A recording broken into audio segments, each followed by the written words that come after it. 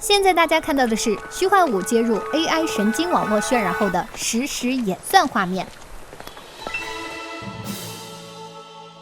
和传统渲染技术不同的是，你肉眼所见到的模型、材质、光照均是由 AI 赋能的。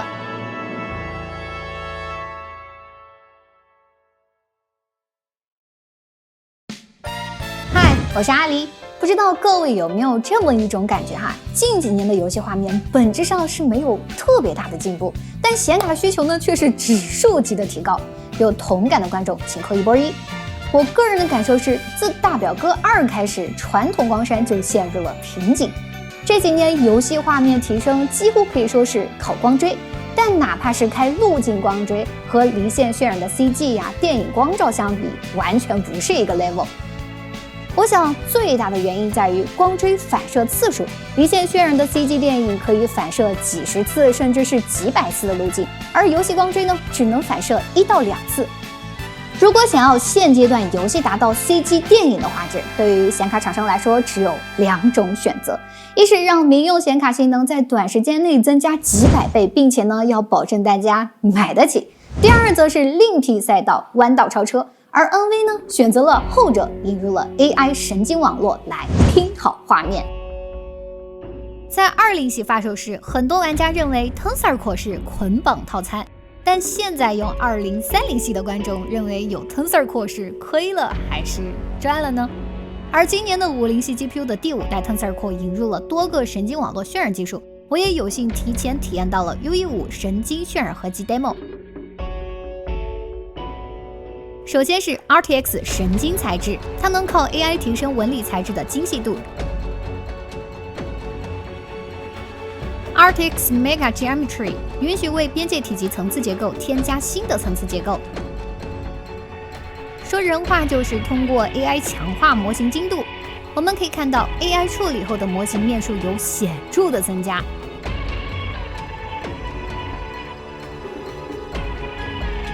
而最王炸的，我认为是神经辐射缓存，它让 AI 学习多次反射间接照明，在路径追踪发生1到2次初始反射后，推理出后面的无限次反射。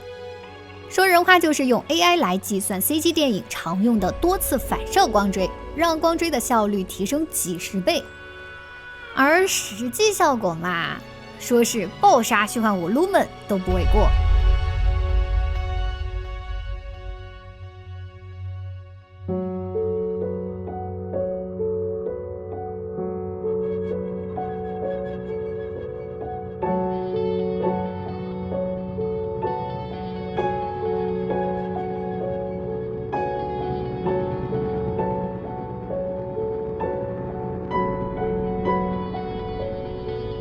在过去，只有美术人才技术储备足够多的欧美3A 大厂才能做好预渲染光栅化光影和优化。你能喷他们搞政治正确、游戏罐头，却很难喷画面和优化。但一些日厂和小厂嘛，我无法预估 AI 神经网络的上限，但我认为小厂大概率能靠 AI 守住画面优化的下限。神经网络渲染是一套面向未来游戏的技术合集，刚才给大家演示的几项技术大多为 demo 阶段，也许未来的 D-13 游戏或者说 GTA 6 PC 版，我们能见到全 AI 辅助的游戏画面能变得多么的炸裂。而目前的神经渲染技术合集中有一项已经很多人体验过了，没错，它就是 DLSS 4。对于大多数游戏来说，即使你用2030、40系也能体验到 DLSS 的部分特性，比如说 Transformer 超分模型。从个人的体验来讲，如果游戏默认抗拒尺式 TAA， 那么 Transformer 模型会爆杀 TAA。当然，4倍真生成和 Smooth Motion 是需要充值50系才能解锁的。我个人的观察是，免费的超分模型评价大多是真香，而需要掏钱的多帧生成嘛。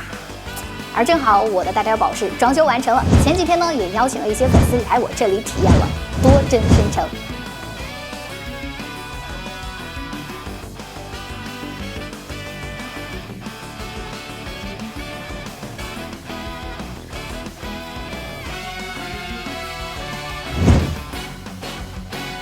去年我们做 DOSS2 和 DOSS3 盲测时，很多小凯能够一眼分辨。2号，我一眼就看出来。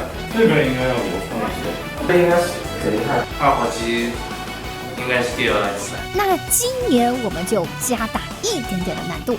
此轮测试我们选择了2077，采用相同的配置外设显示器，不同的是左边是3倍多帧生成加 CNN 质量，右边则是4倍多帧生成加 Transformer 质量，且不显示帧数，很阴间对吧？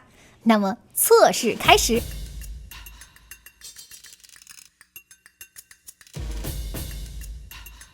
就是单帧数来说，我觉得这边就是更流畅一些。对。画面呢？画面我觉得差不多。要说流畅的话，那我可能会选这边；画面的话，我可能会选这边吧。你觉得哪边更流畅？这边这个我感觉。你觉得哪边流畅？这边。那你觉得画面呢？画面上的话，这个好一点吧。哪边更流畅？这边吧。画质我可以说没有什么明显的区别吗？感觉有点好点，可能是感觉有问题，但我觉得这边确实要流畅一点。这边肯定要更舒服一点。就有没有那种就是不跟手的感觉？没有。令我诧异的是，大部分都认为4倍帧生成比3倍更加流畅，甚至让我一度怀疑是不是有人在对答案。所以我们在这位小凯来测试之前，悄悄地调换了设置顺序。在这种移动情况下，这边的高频纹路可能相对要明显一些。这边的话应该一直会比这边的好一点点，这边也会稍微更熟一些。在这种甩枪的时候，这边会更熟一点。还是没有改变结果。我感觉这边要稍微流畅一点，感觉这边要稍微好一点，这边有一点点撕裂感。就是你觉得左边会更流畅一些？对。而且这边好流畅。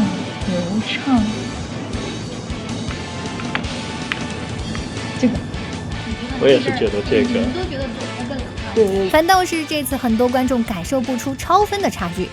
我想关键点在于质量档超分上了 4K 就特别难分辨，还有一点是 5090D 原始帧很高，4倍帧生成能够跑满240显示器刷新上限。所以很多人是通过画面撕裂来判断流畅度。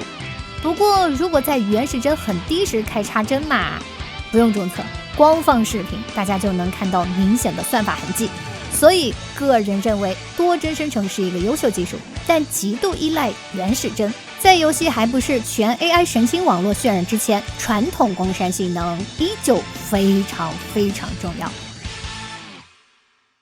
除了游戏，本地语言模型部署也是一个非常大的刚性需求。很多平时不怎么玩游戏的医生、律师，因为工作的隐私需求，不得不去升级 PC。所以节目的最后呢，我想对有这方面需求的观众提供一些建议和本地部署的扫盲科普。我们日常向 AI 提问，其实考验的是推理能力。像性能释放这种游戏佬看重的参数，对于推理来说并没有那么的重要。甚至这一代轻薄本跑语言模型都会强于上一代的游戏本，归其原因就在于 Blackwell 架构 GPU 采用了 GDDR7 显存，显存乃是重中之重。还有就是要看 AI TOPS 参数，也有很多观众在本地部署 DeepSeek 时，各种模型参数看得一脸懵逼。其中后缀 R1 表示模型的版本号 ，B 代表了参数量，后缀带 distilled 指模型通过了真流训练。而真流是个啥意思呢？如果我们问 AI 一个比较复杂的问题，在同为7B 参数量的情况下，准确度完全不一样。真流模型会使用更多的 token 用在思考推理上，能给出更加精确的答案。非真流的只是检阅数据库，数据库没有就会一本正经的胡说八道。如果你是医生、律师这种用户数据不太方便放到云端的职业，个人也比较安利最近火热的豆包。本地部署也非常方便，只需要在这里找到本地文件回答，把模型下载到本地文件文档作为知识库，豆包就能成为一个私人 AI 助手。以上就是本期视频的全部内容啦。你们认为以后的 AI 除了能够拼好帧、拼好光、拼好 NPC 外，AI 还能拼到哪些方面呢？最后祝您身体健康，再见。